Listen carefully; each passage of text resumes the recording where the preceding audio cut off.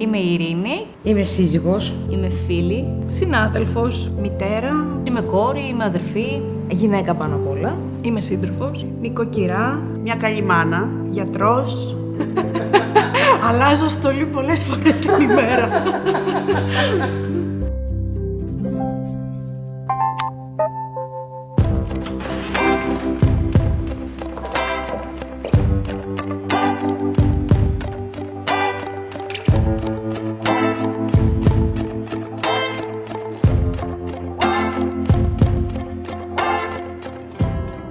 Οι γυναίκες που θαυμάζω έχουν σίγουρα αυτοπεποίθηση, είναι δυναμικές, έχουν επιμονή και πείσμα.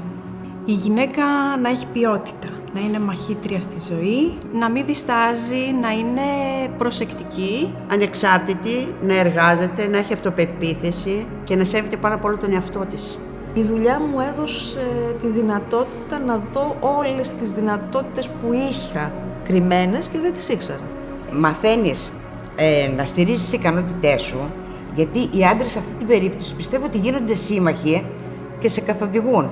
Όχι όμως ποτέ να σε υποτιμούν. Δεν με επηρεάζει αν είναι κάποιος άντρας, γυναίκα, το φύλο γενικά. Σίγουρα όταν είναι ένα ανδροκρατούμενο περιβάλλον, για τις περισσότερες γυναίκες είναι δύσκολο. Για μένα δεν ήταν καθόλου. Πιο πολύ δυσκολεύτηκαν οι άντρες με μένα, όχι εγώ με τους άντρες. Πολύ ωραία. Με αντιμετώπισαν με τόσο σεβασμό και αγάπη από την αρχή, γιατί στη ζωή ό,τι δίνεις παίρνεις. Αυτό που θα ήθελα να αλλάξει για τις γυναίκες τα επόμενα χρόνια είναι να βρουν μια ισορροπία μεταξύ ζωής, εργασίας και των ρόλων που η κοινωνία η σύγχρονη τις έχει κατά κάποιο τρόπο επιβάλει. Θα ήθελα να πάψει, να υπάρχει το δίλημμα, η οικογένεια ή δουλειά και να θεωρείται αυτονόητο ότι μπορούμε να συνδυάζουμε και τα δύο. Αυτό που θα έδινα σαν μήνυμα σε ένα κορίτσι που ξεκινάει τώρα, το λέω και συγκινούμε, γιατί το είπα και πρόσφατα στην κόρη σου. Να κυνηγήσει το όνειρό της, με τα πόδια στη γη και το βλέμμα στον ουρανό. Στέλλα, μας συγκίνησες. Φαντάζομαι ότι το μήνυμα το δίνω στην κόρη μου. Αυτό που θα ήθελα να της πω είναι ότι πάλεψε για αυτό που αγαπάς. Βάλε στόχους, κυνήγησέ τους και θα τα καταφέρεις. Είμαι γυναίκα και δεν με σταματάει τίποτα.